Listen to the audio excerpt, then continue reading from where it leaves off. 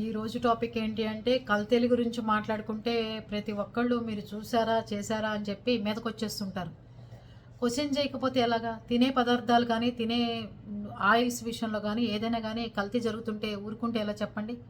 ఈరోజు కూడా రాజమండ్రిలో కల్తీ పాలు తాగి చాలామంది చిన్నారులు కిడ్నీ ప్రాబ్లంతోనూ డయేరియాతోనూ లేదంటే యూరిన్ బంద్ అయిపోయి యూరిన్ రాకపోవడం పిల్లలకి, ఇంకోటి ఏంటి అంటే వామిటింగ్స్ అవ్వటం. ఇద్దరు మనుషులు చనిపోయారు. కొంతమంది కాకినాడలో ట్రీట్మెంట్ చేసుకుంటున్నారు. చాలామంది 3-4 డేస్ నుంచి కూడా హాస్పిటల్లో ఉండి 5-6 లక్షల రూపాయలు డబ్బులైన వాళ్ళు కూడా ఉన్నారు కల్తీ పాలు తాగి. మరి ఇట్లాంటి వాళ్ళకి ఎలాంటి శిక్షలు వేస్తారు?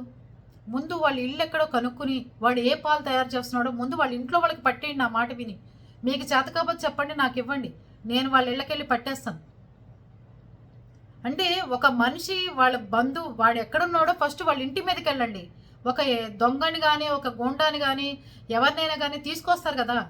ఇప్పుడు ఏ గవర్నమెంట్ ఉద్యోగస్తుడి మీద కన్నా ఏసీపీ రైడ్ చేయాలంటే వాళ్ళ బంధువులు వాళ్ళ ఇళ్లలో ఎలా రైడ్లు చేసి పట్టుకుంటారో, అలాగే కల్తీ తయారు చేసే వాళ్ళ ఇంట్లో కూడా వాడి ఫ్యామిలీ, వాళ్ళ అమ్మ నాన్న పిల్లలు వాడు ఎక్కడైతే ఉంటారో వాళ్ళందరినీ బయటికి పట్టుకొచ్చి సమాజానికి చూపించి వాడికి పట్టించండి.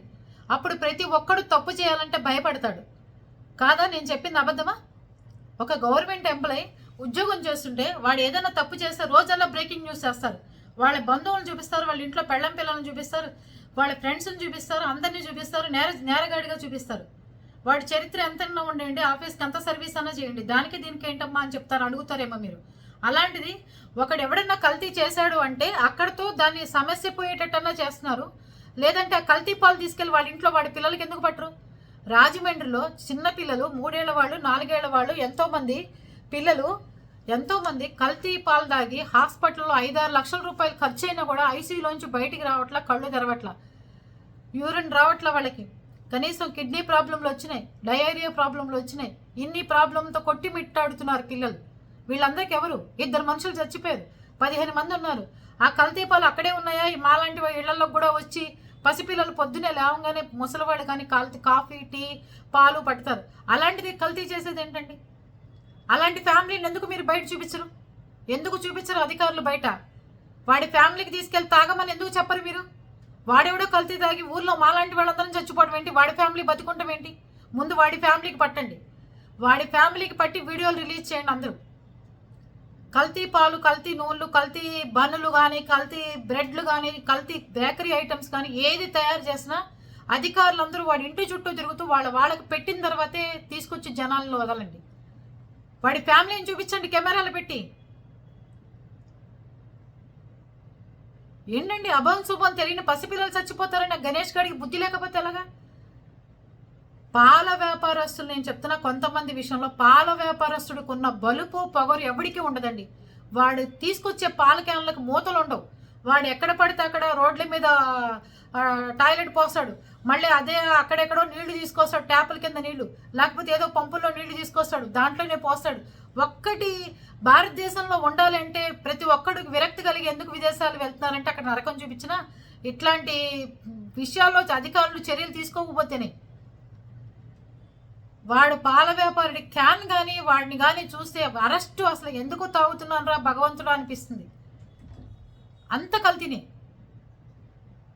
నలకలు కల్తీ ఎన్ని రకాలు అనుకున్నారు దాంట్లో.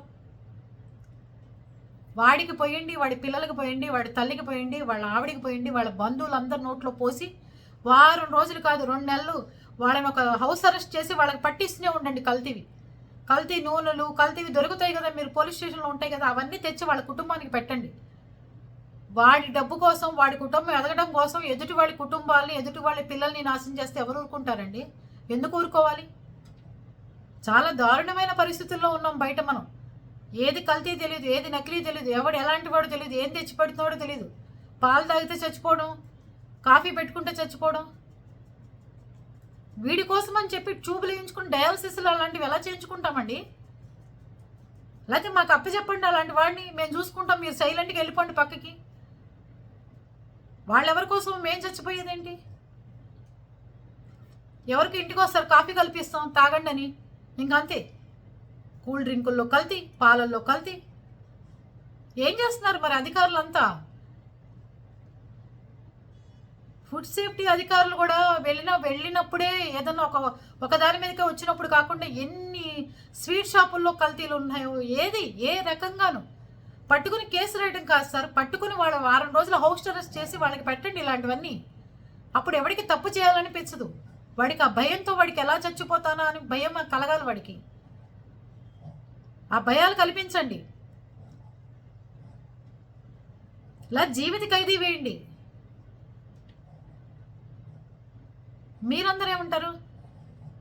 వచ్చి కామెంట్ బాక్స్లో మాట్లాడుకుందాం, వచ్చేయండి.